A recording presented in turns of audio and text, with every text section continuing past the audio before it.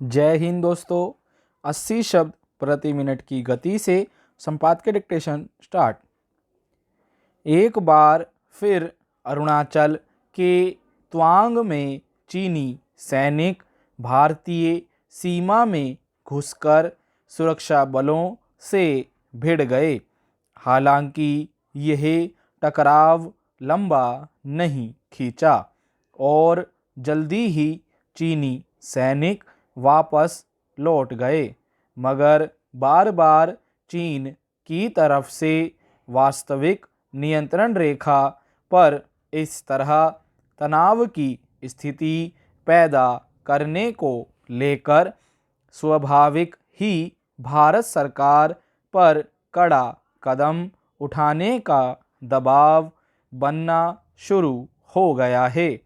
संसद में इस घटना पर रक्षा मंत्री राजनाथ सिंह ने सफाई दी कि भारतीय सैनिकों ने चीनी सैनिकों को खदेड़ दिया और वहां कोई अप्रिय घटना नहीं होने पाई, मगर विपक्ष इस घटना को केंद्र सरकार की रणनीतिक कमजोरी के रूप में रेखांकित कर रहा है। ज़्यादा दिन नहीं हुए जब लद्दाख के गलवान क्षेत्र में चीनी सैनिकों ने भारतीय सैनिकों के साथ हिंसक झड़प की और हमारे कई जवान शहीद हो गए। कई चीनी सैनिक भी मारे गए। उसके बाद करीब 2 साल तक उस इलाके में तनाव बना रहा। चीन अपनी सामरिक शक्ति का प्रदर्शन करता रहा। आरोप लगते रहे कि चीन भारतीय सीमा में काफ़ी अंदर तक घुस आया है और उसने अपने सैन्य ठिकाने बना लिए हैं।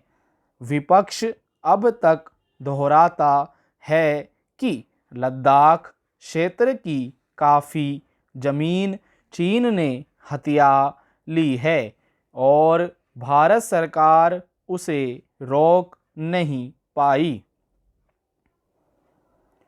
अब अरुणाचल में चीनी सैनिकों की पीठ ने स्वाभाविक चिंता पैदा कर दी है।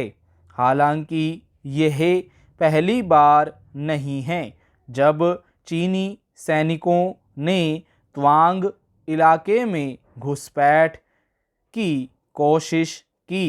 करीब 16 सालों से वहां तनाव बना हुआ है। दरअसल तवांग का इलाका चीन और भारत दोनों के लिए रणनीतिक रूप से बहुत महत्वपूर्ण है। चीन की कोशिश रहती है कि तवांग पर कब्जा कर ले, इसलिए कि वह इलाका तिब्बत, भूटान और भारत को जोड़ता है।